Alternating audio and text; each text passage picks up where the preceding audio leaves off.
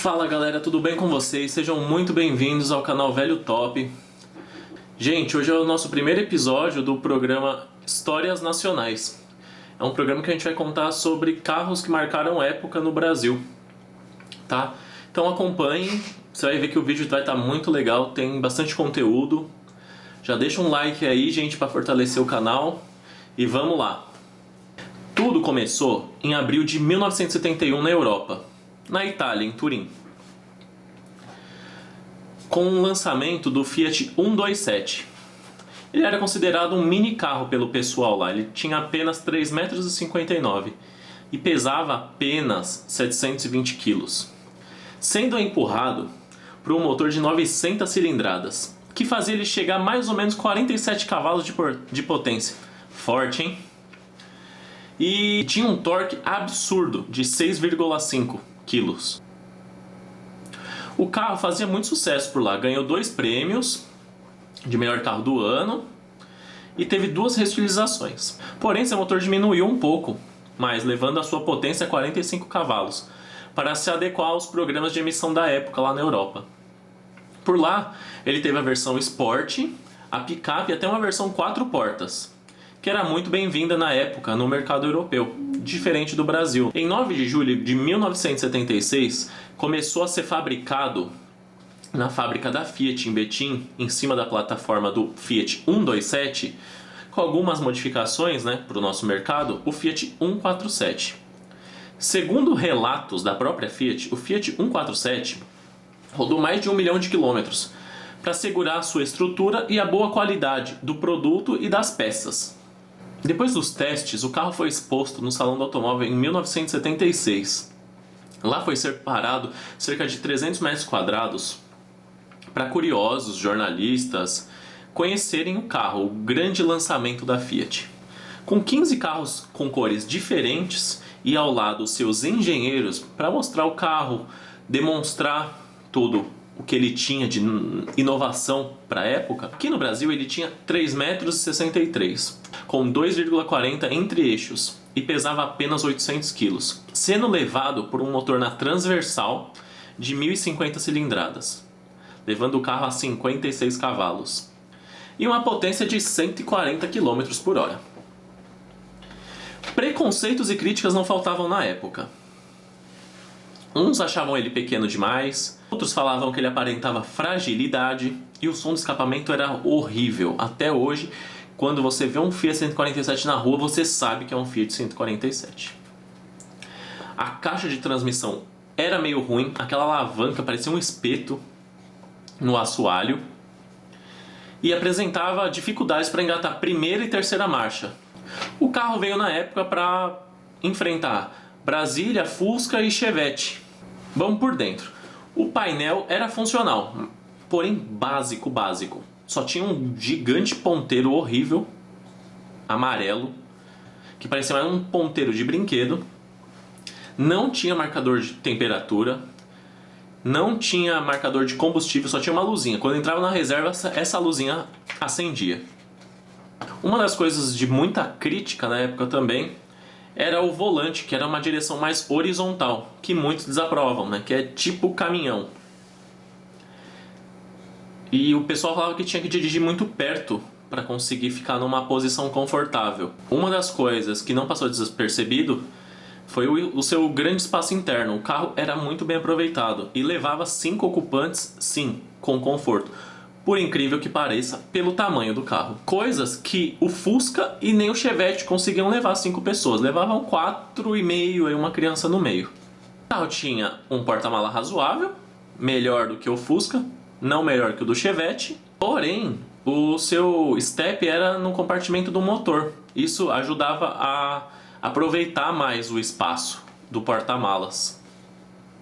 Uma coisa legal que foi lançado esse carro com um item de série, que era o para-brisa laminado. Ele também tinha uma inovação para a época, que era a suspensão McPherson, que era uma suspensão independente nas 4 rodas.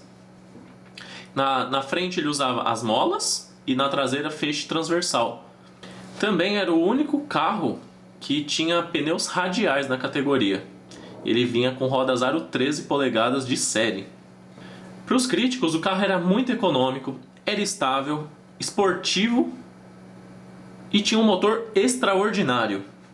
Poucos, os consumidores começaram a gostar do carro da Fiat. E as vendas logo dispararam.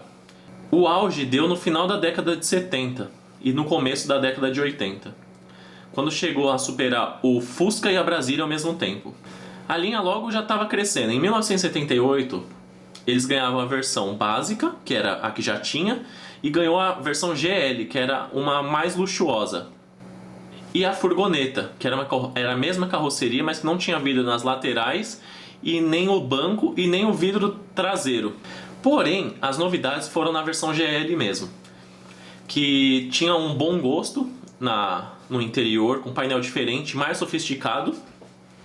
A versão era com um público mais exigente, que apesar do acabamento e da vedação acústica, o som do escapamento ainda era o ponto que pegava no carro.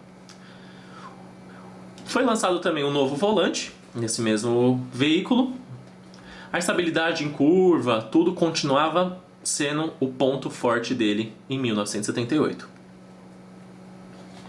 E também em 1978 o carro foi eleito o carro do ano. Também em 1978 foi criada a versão picape dela, que foi a primeira picape derivada de um automóvel no Brasil. Que hoje é muito importante, que hoje temos ainda Saveiro, Estrada, que é derivadas de Gol e Palio. O carro tinha o mesmo comportamento do Fiat 147 e também o mesmo motor, 1.0 e 1.3. Ele carregava razoáveis 650 litros e uma carga total de 450 quilos. Outra novidade nesse ano foi a versão esportiva, que foi a versão Rally, com motor 1.3, desenvolvida a partir da 1.0, a mesma criada na picapinha. O carro, porém, produzia 72 cavalos e 10,8 kg de torque. Por fora mudou algumas coisas, como vocês podem ver aí na foto. O carro tinha faixas pretas na lateral, um defletor dianteiro, faróis de milha e uma tomada de ar sobre o capô aí para poder captar mais ar para o carro, dar uma resfriada. O interior já trazia cinto de 3 pontas dianteiros e bancos reclináveis com encosto de cabeça. No painel já havia o contagiro, um voltímetro e um manômetro de óleo, coisas que hoje nem os carros mais têm. Em 1979, após testes durante 3 anos, era lançado o primeiro carro a álcool do mundo, o Fiat 147, 1.3. Ele tinha 60 cavalos. Ele ganhou o apelido de cachaçinha, pelo odor característico que saía pelo seu escapamento. Embora com a taxa de compressão baixa para o álcool, ele superava em velocidade máxima, aceleração e retomada, similar ao gasolina, ou seja, ele só era a álcool, mas a questão de desempenho era a mesma ainda. No mesmo ano, a Fiat lançou a versão GLS, com carburação simples, com motor 1.3 a gasolina, que fornecia 61 cavalos, que ele tinha rodas e painéis similares ao do Rally, encosto de cabeça do banco traseiro, vidros verdes e o lançamento de desembaçador traseiros em carros nacionais. E cinto de 3 pontos dianteiro. E retráteis. Em 1980 temos a primeira reestilização do carrinho, que elevou demais as críticas do pessoal da época, que era a frente chamada Frente Europa. O 147 básico e a picape e a furgoneta continuavam com a mesma frente antiga. O modelo tinha boas características e apresentava uma pequena melhora em rodovias, e o carro acelerou de 0 a 100 em incríveis 18,7 segundos. Rápido, hein? E fez em média 14,4 km de gasolina em trajetos rodoviários. No mesmo ano foi lançado o Panorama. De olho nos interessados em mais espaço para bagagem, já usado na Itália, ele usava a mesma plataforma do Fiat 128, com janelas, com o número de terceira janela, e o carro ficou 18 cm maior, sem alterar o entre-eixos, ou seja, ele só aumentou da roda para trás. Ele trazia o painel redesenhado da versão CL e também na versão simples, que era AC. O seu grande apelo era para o espaço no porta-mala. Ele tinha 730 litros com um banco em posição normal e 1.440 litros com um banco rebatido. Como o teto era mais alto a partir do ponto dos encostos dianteiro, havia mais espaço para a cabeça para quem sentava no banco de trás, o que impunha um degrau bem evidente, mais que poucos aprovavam na época. O motor 1.3 lidava com um peso maior, que era os seus 840 kg. E o tanque passou de 43 para 52 dos outros modelos. Isso para ter uma autonomia maior, porque nessa época tinha a crise do petróleo e o governo estava fechando os postos de combustível aos sábados e domingos, para evitar que o pessoal viajasse e consumisse mais combustível nos seus carros. Então, as montadoras resolveram aumentar os seus tanques de combustível. Em 1981, a picape passava a usar a plataforma do Fiat Panorama também. Ficou 15 centímetros maior, ou seja, ficou com 3,78 metros, e a capacidade de carga foi para 570. As lanternas também tinham da perua, né?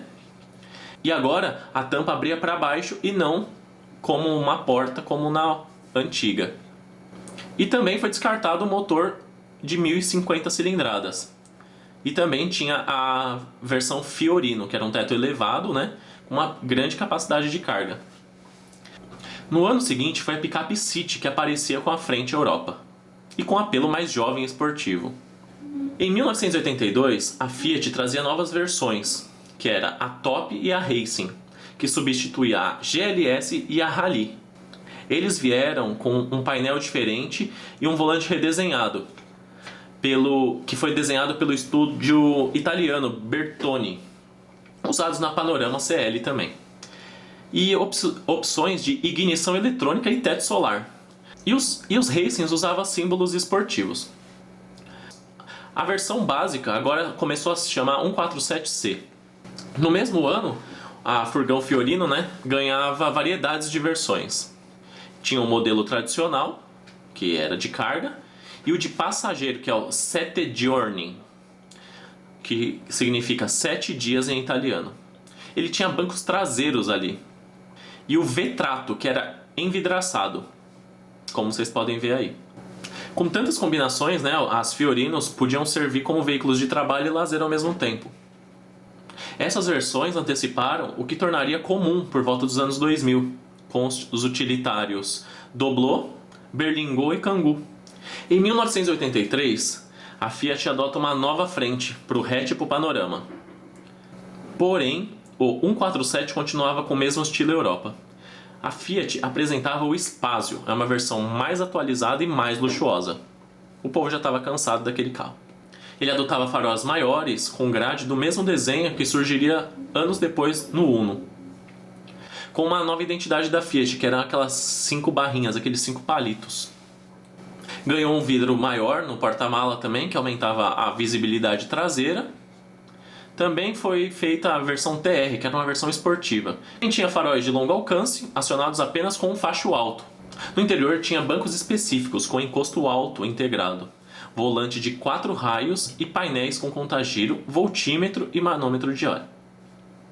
Mas no motor nada mudou. O Spazio TR fazia de 0 a 100 em 15,9 segundos. A variedade da família só foi crescendo. Então a Fiat lançou o Fiat Odd CS, que usava a mesma plataforma do Panorama. Um carro que veio aí para disputar de verdade com Chevette, com Voyage, Del Rey. O Odd também deu origem a uma interessante e rara versão, que é a versão CSS, que homologava o modelo para competição. O motor passava de 1.3 para um motor 1.4, que recebia novos cabeçotes, carburador e filtros que desenvolviam 78 cavalos e 11,2 kg de torque. Na versão de rua, isso. O carro tinha uma produção limitada.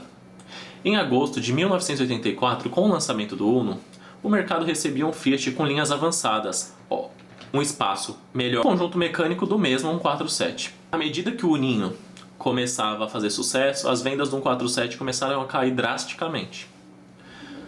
O Espassio foi parando sua linha de produção em 1984 mesmo. Em 1985 acabou o Odd e em 1986 acabou o Panorama, que foram substituídos pelo Premio e a Elba. Responsável por apenas 11% da produção da Fiat, o Fiat 147 saiu de produção já em dezembro. Foram fabricadas 709.230 unidades do Fiat 147 e o Espassio, e no total, já com seus derivados, foram 1.117.288 Fiat 147. O primeiro carro a álcool, o primeiro carro com motor transversal, o primeiro carro a ter picape e furgão derivados, o primeiro carro a ter desembaçador traseiro de série. Muita coisa do Uno, que também já saiu de linha, foi herdado do Fiat 147. Então, gente, aquele carrinho estranho, de transmissão frágil e aparentemente frágil, provocou muita revolução. E o carro dessa semana foi esse, gente. Muito obrigado quem esteve até o momento. Valeu, deixa um like aí, ajuda a fortalecer o canal. Até a próxima!